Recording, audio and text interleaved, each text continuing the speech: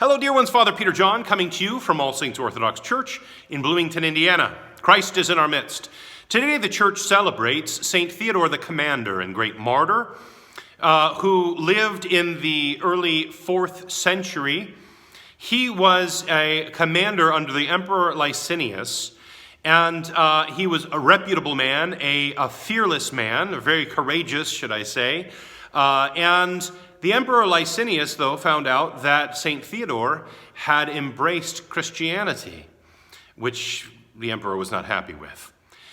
So he summoned Theodore to himself. Theodore, when the legates came from the emperor, he sent word back and said, "Bid the emperor to come to Heraclea, to come to me, to see me." And the emperor agreed, so he went to Heraclea. And when he got there, there was a public discourse and everything seemed to be going smoothly, so thought the Emperor Licinius, when he commanded Theodore to publicly sacrifice to the idols, to burn incense to them. But Theodore made a request again of the emperor. He said, "I bid you to give me your most prized idols, the gold and the silver ones, that I may take them home tonight and attend to them. And then tomorrow I'll return and certainly revere your idols." And so he did so. He gave him the gold and silver idols to take home with him, with his entrusted commanding soldier, Theodore. So he took them home, Theodore did, and proceeded to break them into pieces and give the pieces of gold and silver to the poor.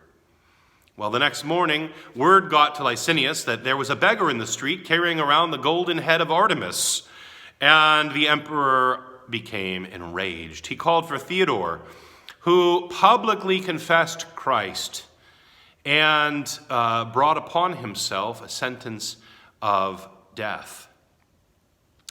Well, the emperor commanded that he be crucified, but not only that he be crucified, but that he also be blinded, shot with arrows, and a number of other things, just awful things, to mutilate him, and then left him hanging for dead on this cross. In the morning, the emperor sent his soldiers to go and take the body of Theodore down and to throw it into the sea. But when the soldiers arrived, they found Theodore still hanging on the cross, but his body, all of his wounds, his eyesight, everything had been completely restored. Well, they began talking, and as they do, those soldiers talked to others, and the people began talking. And before you know it, members of the army are becoming followers of Christ because of this great miracle they witnessed with the restoration of Theodore's body. And so as the whole city is kind of in an uproar, one can only imagine, right? It was yesterday that they had witnessed this man undergoing this horrific treatment, and today they witness him restored. So the city is in an uproar, the army is converting to Christ, and the Emperor Licinius is pulling his hair out. He didn't actually have any hair, I don't think, left at this point. And just orders that Theodore be beheaded, which is what happened.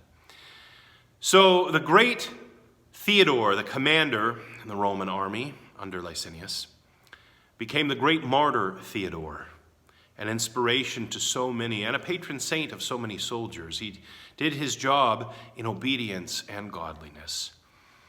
Through the prayers, O Lord, of St. Theodore, the commander and great martyr, have mercy on us and save us. Grant us boldness and courage to confess you. Christ is in our midst. He is and ever shall be.